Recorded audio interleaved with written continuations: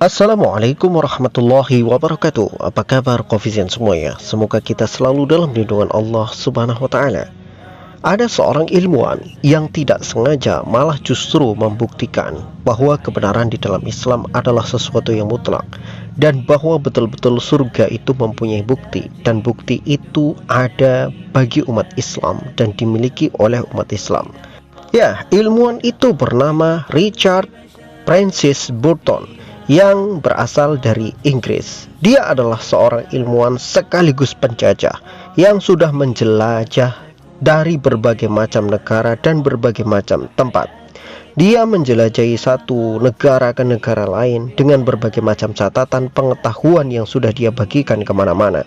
Dan terakhir, catatan yang menjadi pergoncangan dunia adalah ketika dia berubah atau menyamar menjadi seorang muslim, kemudian dia masuk ke tanah suci yaitu Mekah dan melaksanakan ibadah haji serta mempelajari Islam di sana.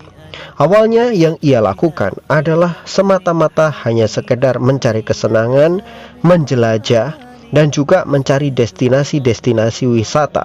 Terutama memang kota Mekah terkenal dengan destinasi wisata yang identik dengan keislamannya. Banyak orang-orang berkunjung ke Mekah, terutama ke Ka'bah, untuk melaksanakan perintah Tuhan, baik haji ataupun umroh. Karena orang-orang muslim, mereka sangat meyakini bahwa Ka'bah adalah tempat paling dekat dengan Tuhan. Tuhan memerintahkan kaum muslimin untuk beribadah haji menuju Mekah, dan kemudian mereka harus tawaf di Ka'bah, dan Ka'bah adalah sentral dari ibadah haji itu sendiri. Tuhan memerintahkan bahwa umat Islam harus percaya Ka'bah adalah rumah Allah Subhanahu wa Ta'ala yang pertama kali Allah ciptakan di atas muka bumi. Yang dibangun ternyata bukan oleh Nabi Ibrahim alaihissalam, tetapi Ka'bah sudah diyakini oleh kaum muslimin sebagai rumah ibadah pertama di atas muka bumi dari manusia pertama, yaitu Adam alaihissalam. Adam diperintahkan oleh Tuhan untuk membangun rumah ibadah pertama di atas muka bumi dengan dibantu oleh malaikat untuk meletakkan tempatnya di mana. Namun setelah Nabi Adam alaihissalam wafat, kemudian banjir bandang Nabi Nuh alaihissalam terjadi.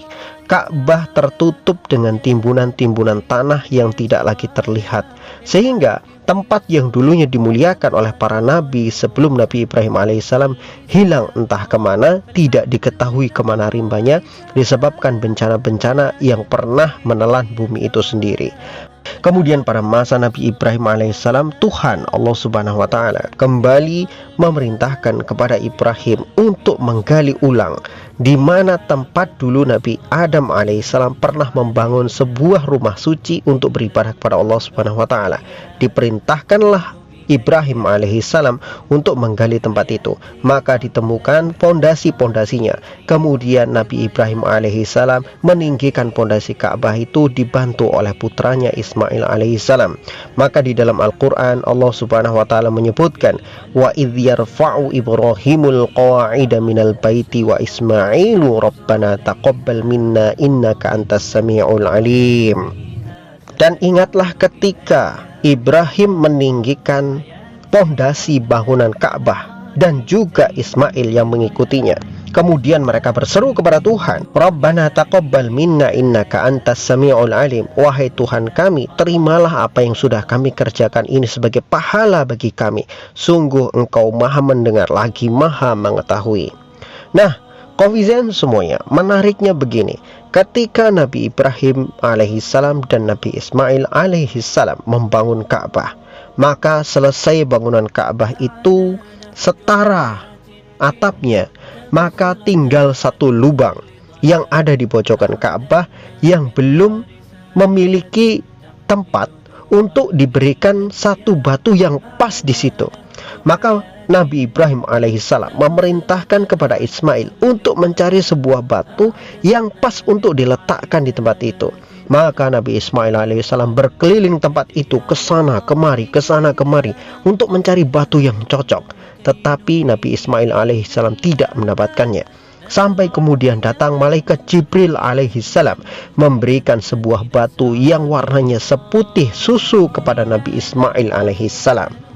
Batu itu kemudian dibawa oleh Nabi Ismail alaihissalam kepada ayahnya, yaitu Nabi Ibrahim alaihissalam. Dan kemudian Nabi Ibrahim meletakkan batu itu di rongga pojokan Ka'bah, dan kemudian meresmikan bahwa batu itu akan menjadi awal untuk tawaf dan akhir untuk tawaf. Artinya satu tawaf akan dihitung dimulai dari depan batu itu sampai kemudian sampai di batu itu. Jadi satu tawaf artinya adalah kita memulai dari batu itu dan kemudian sampai di akhir batu itu, maka itu dianggap satu tawaf.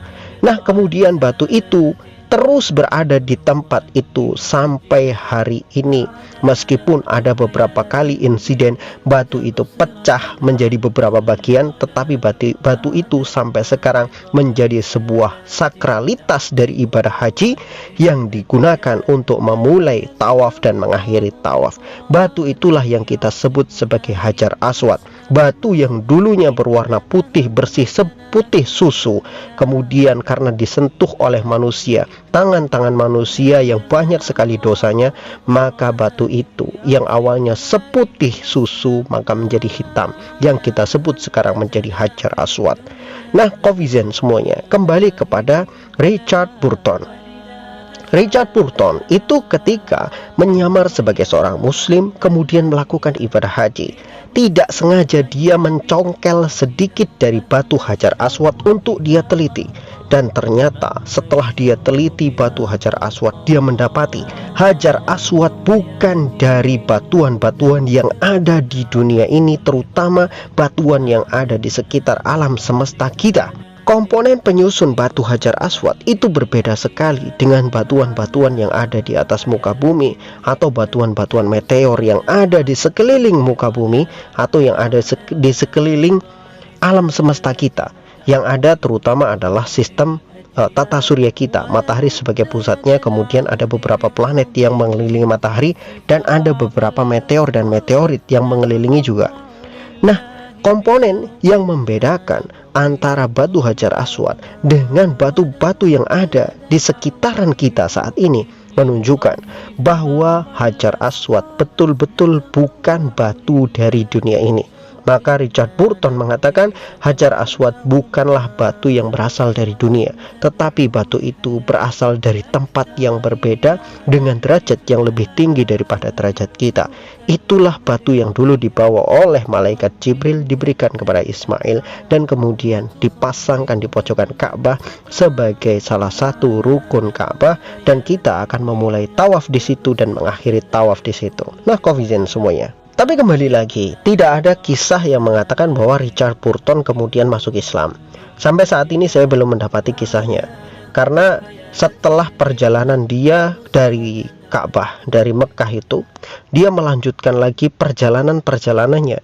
Karena dia adalah seorang penjelajah yang dia catat semua perjalanan ini dalam buku-bukunya, yang kemudian buku-buku itu akan dipelajari oleh orang-orang setelahnya dan menjadikan nama Richard Burton sebagai salah satu penjelajah paling berpengaruh pada zamannya, yang telah memberikan banyak sekali informasi-informasi dari setiap negara-negara yang telah dia kunjungi. Nah, Kofizen semuanya, apapun itu dia mau masuk Islam atau tidak, setidaknya Richard Burton itu sudah membuktikan bahwa kebenaran di dalam Islam itu sifatnya mutlak. Nabi Adam alaihissalam itu pernah ada, Nabi Ibrahim alaihissalam pernah ada dan pernah di Mekah, dan beliau meninggalkan banyak sekali peninggalan, terutama peninggalan paling agung yang beliau tinggalkan adalah Ka'bah, Hajar Aswad, dan ibadah haji serta ibadah kurban, yang itu selalu dirayakan dan selalu dilakukan oleh umat Islam sampai hari ini. Maka semua wahyu itu saling berkaitan satu dengan yang lainnya, dari Nabi Adam sampai Nabi Nuh, sampai kemudian Nabi Ibrahim, terus Nabi Ibrahim ke keturunannya Bani Israel dan Bani Ismail, sampai kepada Nabi Muhammad SAW, dan sampai kepada kita hari ini. Semua runtutan wahyu itu berasal dari Tuhan yang Esa, yaitu Allah Subhanahu wa Ta'ala. Wallahu a'lam bishawab. Semoga bermanfaat.